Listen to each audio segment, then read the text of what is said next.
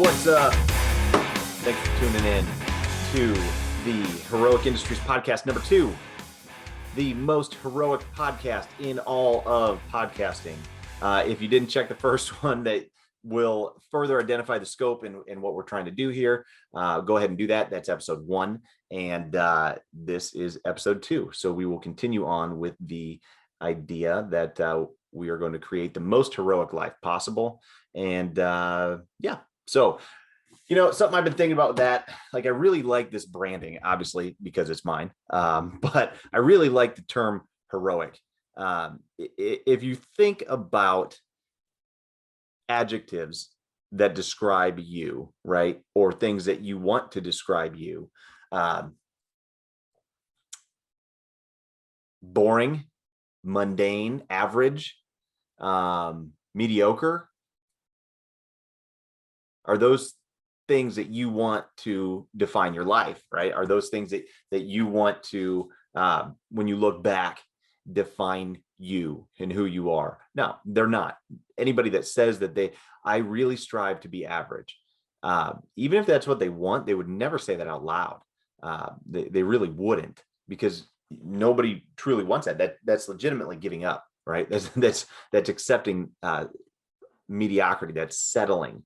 That to me is the scariest thing of all time. It's not the fear of failure, at least for me. It's not the fear of failure. It's the fear of being so average that you really don't matter at all. It's like, I'd rather be terrible. At least then you get attention for being terrible, I guess. But anyway, so heroic. Why do I like that so much? Because it really defines an above average life, right? And like, you are heroic, like truly heroic.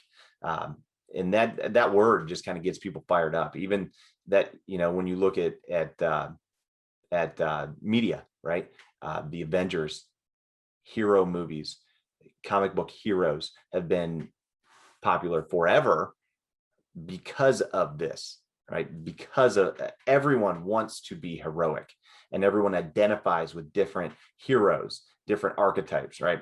So this is no different. So, but this is now taking that idea, taking that like subconscious desire to be heroic, to live heroic. And then now how do we apply it, right? And how do we apply it in context, right? So, something else that kind of jumps to mind is like, people refer to first responders as heroes. And a lot of times, like, I hear that and I go, man, I sit in parking lots most of the day and check prices on cryptocurrency lately. So how heroic is that? So you don't feel, it's like that imposter syndrome. Like, man, I really don't feel very heroic right now, especially at a climate that everybody hates the cops. Like, you go from being, told you're a hero to being told you're a worthless piece of shit, every day for a year straight. It doesn't do much for your confidence, or the fact that you even want to live a heroic life, let alone go out and have an adventure at work. Like, that's the last thing I want to do. But so really kind of taking that space back and saying, what does this mean? What is this idea of being a hero? What does this mean to me? And defining it. And hopefully that's what we'll be able to do here, is further define what it means to live heroic and to build the heroic life that you signed up for. Because let's be honest, like, nobody signed up for this job to be an average, mediocre, run-of-the-mill, hope I make it through cop. You joined for a reason, and as naive as it might have been, and maybe it's time to dust some of those ideas off and really revisit them. Okay, regardless of where you're at in your career. So anyway, I guess that's a recap of episode number 1, but we did cover some other stuff, so make sure you go check it out. We talked about some movement patterns and some educational stuff with like workouts and sled drags and sled carries and that kind of stuff. So I'm not going to regroup that today, but you're definitely going to want to check it out. So, all right. A little bit of news here. I don't know if you guys check out social media, but I'm going to screen share this. Boom. This officer Officer Sylvester here. Really, really funny. So I don't know if you guys check out TikTok or if you watch Instagram. I saw it on Instagram, but this video, after what LeBron said about police officers and such from that Columbus-based shooting, and then he obviously docks that Columbus officer, which is total bullshit. Hashtag accountability, but this is worth playing again. So I'm just going to let it play. I've arrived at that disturbance. We have LeBron call my cell phone right away, please. Thank you. Excuse me, sir. Excuse me. No, can you put the knife down, please, sir? Sir, no, sir, don't stab it. No, stop stabbing. Stop. Oh, hold on. It's LeBron. LeBron, hey, yeah, it's me again.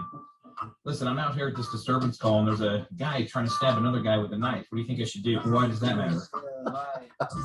Okay, well, they're both black. One guy's trying to stab another guy with a knife. Deadly force is completely justified. So you don't care if a black person kills another black person, but you do care if a white cop kills a black person, even if he's doing it to save the life of another black person? I mean, it doesn't make a whole lot of sense, but then again, you are really good at basketball, so I guess I'll take your word for it. All right. Yep. Okay. All right. Thanks, LeBron. Michael Jordan's the GOAT. What? Nothing. I gotta go. Sorry, guys. You're on your own. Good luck. Dispatch, I've arrived at that disturbance. We have LeBron. Unbelievable. So anyway, that officer was actually suspended for that, right?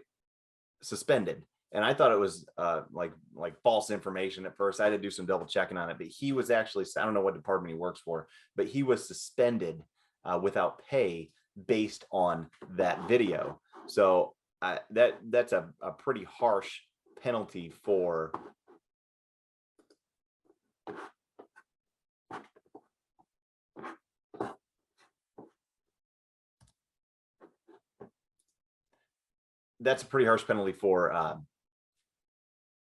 a social media violation, right? That's a real harsh penalty for that. That doesn't make any sense at all to me, right? To me. So with that said,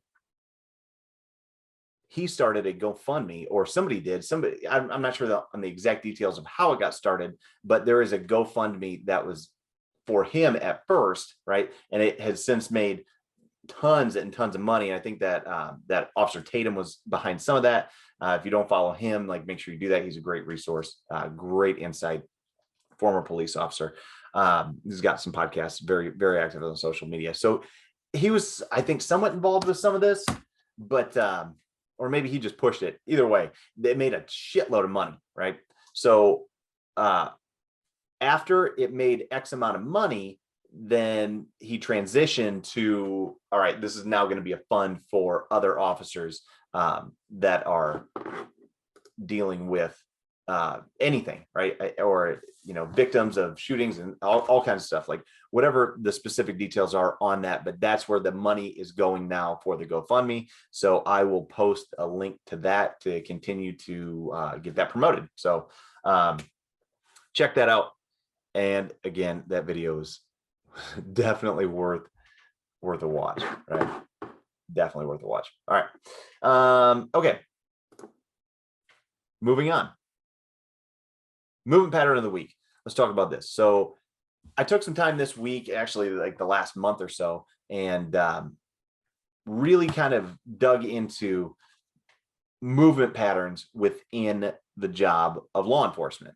So talk to a lot of different cops that I know that train a lot, that are really good with either CrossFit or powerlifting, or a combination of different modalities, jujitsu, that kind of stuff, and said, hey, what are some, like, if you had to pick your top three movement patterns of law enforcement, right? So top three movements that would be, squats, presses, thrusters, kettlebell swings, like whatever, what would they be? And then I started really looking at more videos, like dash cams are available. Anytime you open up social media, there's one more dash cam of a police action shooting or a critical incident or something, right? That is going to show you the mechanics of what we do on the job, right? Show you the mechanics of what we do on the job. And then we can make it a little bit more empirical, and we can make it like a little bit less conjecture, right? So there's a lot of tactical based programs that are out there, but they really aren't based in anything other than what whoever wrote them is biased towards, right? So Matt Winning does a lot of work with like firefighters and some cops, and he's, you know, a world champion power lifter. But if you look at his program, which is very good, by the way, I did some of it about a year or two ago. Anyway, so he's a power lifter. His programming looks like powerlifting. You know, like I've written programs. I'm basically a CrossFitter, you know, primarily, or at least was when I was writing these programs. And this was previous programs, not current ones. So they looked a lot more like CrossFit. So if you again, like jujitsu, you get a jujitsu coach is going to have a lot of shit that looks like jujitsu, right? So it's going to be biased based on what you do, because that's what your world is. That's what you know. But it's less important what you're doing, but more how you're doing it, you know, like Julian from StrongFit talks about. And that's where it's like, listen, I think we need to really organize our thoughts a little bit more on what movements are important within police training, within the job. Like, what do we actually do? And then regardless if you're going to use sandbags or barbells, it doesn't really matter. These are the movement patterns that you're, and the archetypes and the lifts that you're going to need to do. Now, how you do that is really kind of like up to you or your coach or the biases of whatever program you're checking out. But we've got to identify the movements first, right? And we can do that through video, right? Technology is everywhere now. So basically, I went through and identified the movement patterns in the following, you know, critical law enforcement movements: squatting, pressing, pulling, traversing, meaning running, dragging, that walking, that kind of stuff, and getting up off the ground, or get ups. So we have those 5 different categories, and inside those categories we have different movements, you know, much like the CrossFit 9 essential movements. So a lot of it looks like that, but it's hard to get away from or change a squat pattern. Like, a squat pattern is important for basically everything. And even in CrossFit, they talk about, like, you know, our needs vary by degree, not type, right? And that's true of professions as well, right? So what they talk about is, you know, like your needs of the needs of your grandmother are the same as the needs of an Olympic athlete. They just vary by degree. You know, an Olympic athlete might have to power clean, you know, 400 pounds, but your grandmother does not need to power clean 400 pounds, but she does need to be able to bring something up to her shoulders from the floor, which is in essence a power clean. So vary by degree. The same is true of law enforcement. Now, we do have some different applications of that, and I'll show you that in just a second. Kind of, you know, an example of what we're looking at.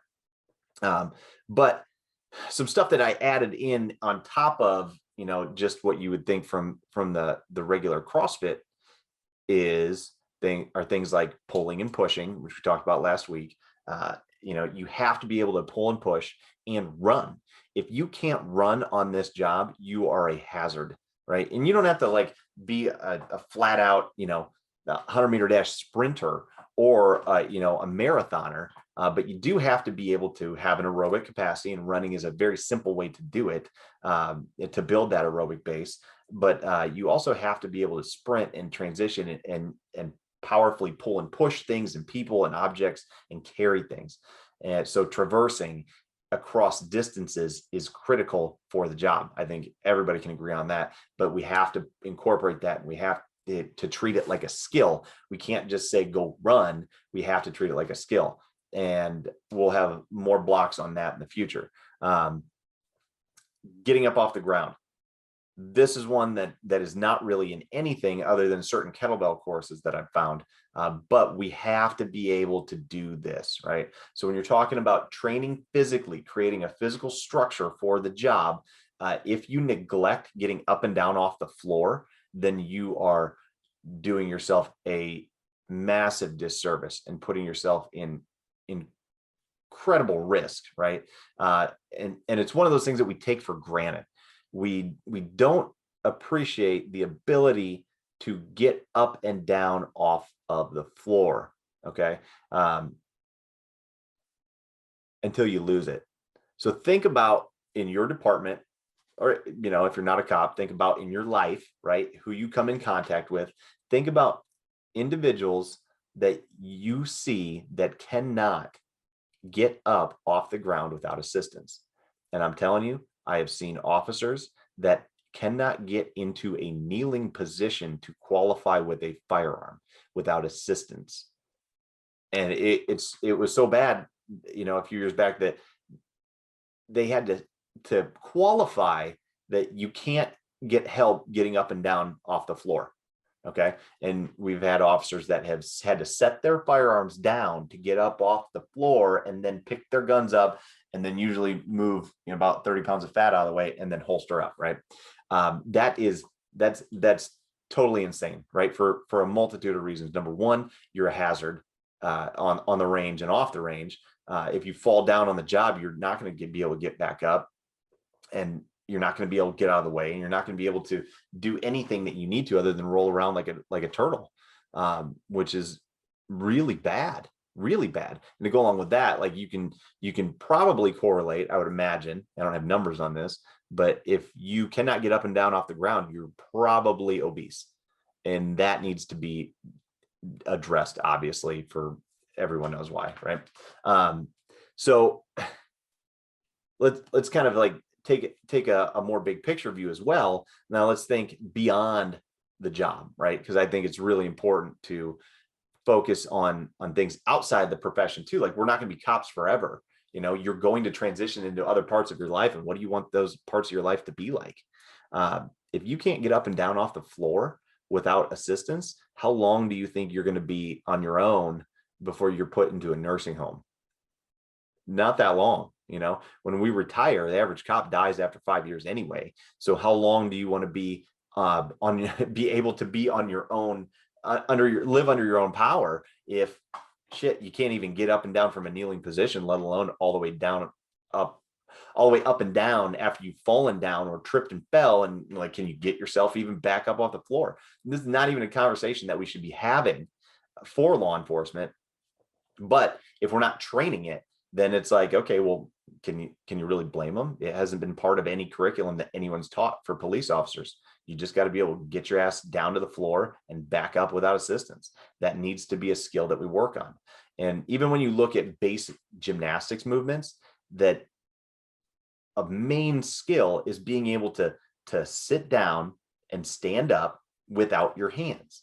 Now, that it's usually like 5-year-olds that they teach that to, but when we don't practice skills for decades, they go away, right? So we got to be able to bring them back, and you got to practice this, but you got to know where to practice it and where to start with it. So again, if we don't bring this to the forefront of like, hey, you're 55 years old, you're 20 pounds overweight, and your knees hurt, right? So if we get 20 pounds off of you, your knees will hurt less. But I got to be able to get you to get up off the floor from a seated position all the way to standing as quickly as possible. And then I also got to be able to have you do that with an external load of at least a firearm, if not a firearm, a belt, a vest, boots, etc. Okay, so you got to be able to do that. That's a critical skill that we have. So let's see if I can not mess this up this time. Got one more video. Screen share. There we go. And all right, this is an example of what I'm talking about. All right, so this is a great video. I'm not exactly sure what city, but you can see that he exits his squad car and engages a perpetrator in a gunfight. He ends up hitting the dirt, and you'll see what happens. This is a fantastic job.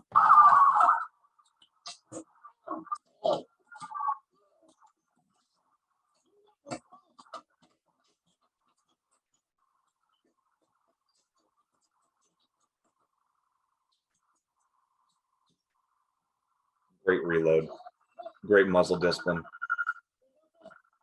You see the AR mag down on the ground there.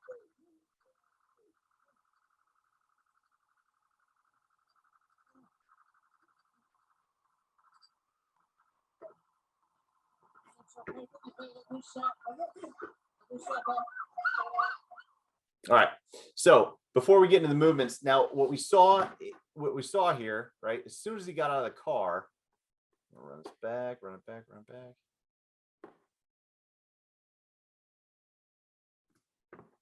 Okay. As soon as he gets out of the car, right here. Boom. All right. Okay, so right here, he's rolled to his side. He just got shot. Okay, so I don't know exactly where or with what, but either way, he just got freaking shot. Okay, so he either fell down or jumped out of the way, or a combination of both. Who knows? Either way, he's laying down on his back. Right, he is on his back, and he's looking and acquiring a target, which is actually, if you ever get in that spot, remember you can shoot under cars. A lot of people forget that, but that's a very viable way to assess a target. If you shoot somebody like that in the ankles, they're going to have a hard time firing back at you. Anyway, I digress. So he's on his side. He's got to get back up or he's going to get killed, right? So that's how critical this skill is. He's going to have to get his ass back up and get back into the fight immediately, or that guy's going to flank him. He's going to get shot with a rifle right in the face. Okay, so you can see he rolls to his knee. He uses his knees to push up, and he immediately engages, right? You can tell he did not use his hands much. He might have used his offhand to push up off the ground and then right back into the fight. But you can see he's utilizing both hands. So he was not like firing one here and trying to do some weird stuff like that. Like, he pushed up, got to his knees, got both hands on his gun so he could get a good target, right? And then he goes and engages and wins that gunfight. So good on him. But you can see how that plays out. Like, you have to be able to have that skill of very simply just getting up and down off the floor and off the ground. All right. I'm going to get into. All right, here we go. So here are some ways to train this movement, right? So these are all different variations of get-ups, right? A get-up is just anything getting up and down off the ground. So here's a couple. And we'll see here. All right, so this is just sitting down and standing up off the floor with no hands. And there's a bunch of different ways to do it, but this is the most basic, simple way. You just solve the problem however you need to, right? So you can see, there you go, right? And then we go to sit up here. And this is something that we train on our department, is the tactical get up, right? And if you've taken Krav Maga or anything like that, like the tactical get up, you can see the left hand is up and it's going to come back through. Like, you can do a better job than I did here, but keeping that up if you're actually in a fight so you don't get clocked in the face. And then you can use that to transition to and from, jujitsu, that kind of stuff. So you can see it's very based in ground fighting. Obviously, it's part of ground fighting. So that's your tactical get up, and you stand up. There you go. Okay. Next variation is going to be a sandbag get up. So here you just roll to your side, and it looks very similar to. Let me get over here, run that back just a hair. Okay, so if you look at the position here, right, and then you go back to the video previous, then that officer rolls to his side, right? Rolls to his side to kind of like collect himself and find some power in his leverages, right? So it's the same way you're going to train that get up. You're going to roll to your side, pull it onto your shoulder, and then pick your foot up, just like the tactical get up. Boom, hip comes up, knee slides through, and then you just stand it up, right? There are parts and components to this. You can see I'm kind of doing it slightly segmented. That's for a reason. So I'll post in the notes the different breakdowns of like the mechanics and the positions and how to do it, step 1, step 2, step 3. But if you can't get it, here's the good thing about a sandbag get up is just solve the problem. You'll figure it out. You might fall down, you might drop the bag a couple times or the object or whatever. But sandbag get ups don't have to be super technical. All you do is just lay down with the sandbag, put it on your shoulder, and figure out a way to solve the problem. You can use your hands, legs, arms, whatever. Just try not to drop sandbags, stand up straight, and then sit back down. And then you'll end up figuring out the most efficient way to do it over time. So don't stress out if you can't get it, or it's not working, or it's confusing, or you're worried about the specific positions. Don't. Just pick up a sandbag and stand it up and set it down. Okay, here's the next one, is Turkish get up. All right, this one is slightly more technical. Kettlebell. but you're going to punch up, roll to that seated position, hip drives up, knee slides through, and then you're going to stand it all the way up, and then you're halfway done, right? And then you're going to go all the way back down. Okay. Leg slides through again and all the way back down the floor. If you're going to mess that one up, it's going to be right there, right? So make sure that you don't get lazy with that. If you're going to try a Turkish get up with a kettlebell, you can do it with anything, sandbags, whatever. Make sure that you don't get lazy on the way back down. That is where the kettlebell is going to smack you in the face and you're going to lose some teeth. Not selling the movement real well, but I've never seen anybody do that, honestly. But I've seen some close calls. So don't get lazy. Remember, where are most traffic accidents? Within a mile from your house. As you get back to the floor, you're gonna want to like give up and try to like bring it down. Don't. Lay down, stabilize, bring it down under control, roll to your side, and then eject the kettlebell from there. Okay. But those are your three. Those are your three. You got a couple different kinds of. So you've got your get-ups with no weight. You've got your sandbag get up, you got Turkish get up, and as you can see, based on the video, the real world application of this is hypercritical. This is absolutely a critical skill to have as a law enforcement officer, is to be strong in that position.